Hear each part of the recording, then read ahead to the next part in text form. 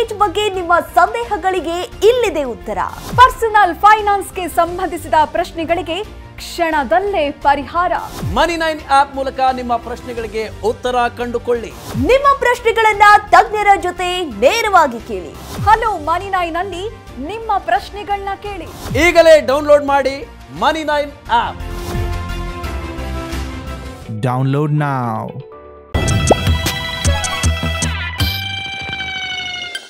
ನಮಸ್ಕಾರ, ಮನಿ9 ಕನ್ನಡದ ಎಕ್ಸ್ಪ್ಲೈನರ್ ಕಾರ್ಯಕ್ರಮಕ್ಕೆ ಸ್ವಾಗತ. ನಾನು ಅನುಷಾ ಗೋಪಾಲಕೃಷ್ಣ.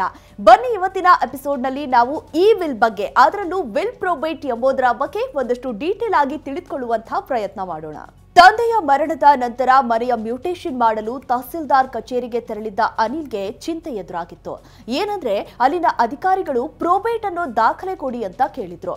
ತನ್ನ ಅಪ್ಪ ವಿಲ್ ಮಾಡಿಸಿ ತನ್ನನ್ನ ಮನೆ ಮಾಲೀಕನನ್ನಾಗಿ ಮಾಡಿದ್ದಾರೆ ಅಂತ ಅನಿಲ್ ಅಂದ್ಕೊಂಡಿದ್ರು. ಹಾಗಾದ್ರೆ ಪ್ರೊಬೇಟ್ ಅಂದ್ರೆ ಏನು? ಇದನ್ನ ಅಧಿಕಾರಿಗಳು ಯಾಕೆ ಕೇಳಿದ್ರು? ನೀವು ಕೂಡ ಈ ಪ್ರೊಬೇಟ್ ಅನ್ನೋ ಪದವನ್ನ ಮೊದಲ ಬಾರಿಗೆ ಕೇಳ್ತಿರಬಹುದು. ಅದಕ್ಕಾಗಿಯೇ ನಾವು ಇವತ್ತು ಇದರ ಬಗ್ಗೆ ಮಾತಾಡೋಣ. ಪ್ರೊಬೇಟ್ ಅಂದ್ರೆ ಏನು, ಇದು ಯಾಕೆ ಮುಖ್ಯ ಅನ್ನೋದನ್ನ ತಿಳಿದುಕೊಳ್ಳೋಣ. ಮೂಲಭೂತವಾಗಿ ಪ್ರೊಬೇಟ್ ಅಂದ್ರೆ ನ್ಯಾಯಾಲಯದಲ್ಲಿ ವಿಲ್ನ ಸಿಂಧುತ್ವವನ್ನ ದೃಢೀಕರಿಸುವ ಕಾನೂನು ಪ್ರಕ್ರಿಯೆ ಆಗಿದೆ. ಆಸ್ತಿಯ ಮೇಲೆ ವಿವಾದವಿದ್ರೆ ಅಥವಾ ಬಹು ಹಕ್ಕುದಾರರಿದ್ರೆ ಪ್ರೊಬೇಟ್ ಅಗತ್ಯವಾಗುತ್ತೆ. ಪ್ರೊಬೇಟ್ ಉದ್ದೇಶ ಏನಂದ್ರೆ, ವಿಲ್ ನಲ್ಲಿ ಹೇಳಿದಂತೆ ವಿಲ್ ಮಾಡಿರೋನ ಆಸ್ತಿಯ ಹಕ್ಕುಗಳನ್ನ ವಿಲ್ ನಲ್ಲಿ ಹೇಳಿದಂತೆ ಅವನ ಇಚ್ಛೆಯಂತೆ ಸರಿಯಾಗಿ ಭಾಗ ಮಾಡಲಾಗಿದ್ಯಾ ಅನ್ನೋದನ್ನ ಖಚಿತಪಡಿಸಿಕೊಳ್ಳೋದು. ವಿಲ್ ನಲ್ಲಿ ಒಂದಕ್ಕಿಂತ ಹೆಚ್ಚಿನ ವ್ಯಕ್ತಿಗಳ ಹೆಸರನ್ನ ಹೊಂದಿದ್ರೆ ಆಗ ಆಸ್ತಿಯನ್ನ ವಿಲ್ ನಲ್ಲಿ ಹೇಳಿದಂತೆ ಹಂಚಲಾಗುತ್ತೆ. ಸರಳವಾಗಿ ಹೇಳೋದಾದ್ರೆ ಪ್ರೊಬೇಟ್ ಅನ್ನೋದು ಕೋರ್ಟ್ ವಿಲ್ ಮೇಲೆ ನೀಡಿದ ಪ್ರಮಾಣ ಪತ್ರವಾಗಿದೆ. ಮತ್ತೊಂದು ರೀತಿಯಲ್ಲಿ ಹೇಳೋದಾದ್ರೆ ವಿಲ್ ಅನ್ನ ಜಾರಿಗೊಳಿಸಲು ಕೋರ್ಟ್ ನೀಡಿದ ಆದೇಶವೇ ಈ probate.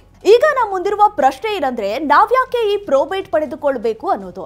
Real estate planner Jitendra Solanki ಹೇಳುವಂತೆ ಸಾದಾ ಕಾಗದದಲ್ಲೂ ವಿಲ್ ಬರೆಯಬಹುದು. ಇಂತಹ ಪ್ರಕರಣಗಳಲ್ಲಿ ನಕಲಿ ವಿಲ್ಗಳು ಹಲವು ಬಾರಿ ಬೆಳಕಿಗೆ ಬಂದಿವೆ. ಕೆಲವರು ತಮ್ಮ ಜೀವಿತಾವಧಿಯಲ್ಲಿ ಒಂದಕ್ಕಿಂತ ಹೆಚ್ಚು ವಿಲ್ಗಳನ್ನ ಬರೆಯುತ್ತಾರೆ. ಪರೀಕ್ಷಾ ಪ್ರಕ್ರಿಯೆಯ ಮೂಲಕ ನ್ಯಾಯಾಲಯವು ವಿಲ್ನ ಸತ್ಯಾಸತ್ಯತೆಗಳನ್ನ ದೃಢೀಕರಿಸುತ್ತೆ. ವಿಲ್ನ ಪರೀಕ್ಷಣೆಗೆ ಸಂಬಂಧಿಸಿದ ನಿಬಂಧನೆಗಳನ್ನ ಭಾರತೀಯ ಉತ್ತರಾಧಿಕಾರ ಕಾಯ್ದೆ 1925ರಲ್ಲಿ ನೀಡಲಾಗಿದೆ, ಒದಗಿಸಲಾಗಿದೆ. ಈ ಕಾನೂನಿನ ಪ್ರಕಾರ ವ್ಯಕ್ತಿಯ ಕೊನೆಯ ವಿಲ್ ಮಾತ್ರ ಮಾನ್ಯವೆಂದು ಪರಿಗಣಿಸಲಾಗುತ್ತೆ. ಈಗ ಪ್ರೊಬೇಟ್ ಪಡೆಯುವ ಪ್ರಕ್ರಿಯೆ ಹೇಗಿರುತ್ತೆ ಅನ್ನೋದನ್ನ ತಿಳಿದುಕೊಳ್ಳೋಣ. ಇದನ್ನ ಪಡೆಯಲು ವಿಲ್ದಾರ ಜಿಲ್ಲಾ ನ್ಯಾಯಾಲಯದಲ್ಲಿ ಅರ್ಜಿ ಸಲ್ಲಿಸಬೇಕು. ಫಲಾನುಭವಿ ಅಥವಾ ವಿಲ್ ಪಡೆಯುವವರು ಕೂಡ ಇದಕ್ಕೆ ಅರ್ಜಿ ಸಲ್ಲಿಸಬಹುದು. ಪರೀಕ್ಷಾ ಪ್ರಕ್ರಿಯೆಯಡಿ 2 ಪತ್ರಿಕೆಗಳಲ್ಲಿ ಜಾಹೀರಾತುಗಳನ್ನ ಪ್ರಕಟಿಸಲಾಗುತ್ತೆ. ಇದರಿಂದ ಈ ಆಸ್ತಿಯ ಮೇಲೆ ಬೇರೆ ಯಾರಿಗಾದ್ರೂ ಹಕ್ಕು ಇದೆಯಾ ಅನ್ನೋದನ್ನ ತಿಳಿದುಕೊಳ್ಳಬಹುದು.